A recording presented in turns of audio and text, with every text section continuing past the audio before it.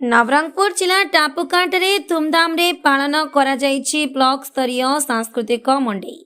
ए अवसर में डाबुगां विधायक मनोहर रंधारी, झरिका विधायक नरसिंह बत्रा, नवरंगपुर विधायक गौरी शंकर माझी, जिला परिषद अध्यक्ष मोतीराम नायक, पूर्वतन विधायक भुजपल माझी, ब्लॉक अध्यक्षा बीणा माझी, उपाध्यक्ष सदानंद नायक, वीडियो शरत माझी, आईनजीवी जयंत कुमार पात्र, जे राजशेखर राव, एम आपा राव, सोमनाथ पुजारी, जिला परिषद सभ्य गुप्त बिशोई और धनसिंह भद्रा, डाबुगां बीजेडी सभापति सुरेंद्र मिश्र, डाबुगां बीजेपी सभापति मनोज पात्र, कांग्रेस सभापति जी साई राजू, जी किरण प्रमुख एक विशाल शोभायात्रा मां तुलारती मंदिर भैरव मंदिर पर्यंत पड़िया पर्यंत आसथिले।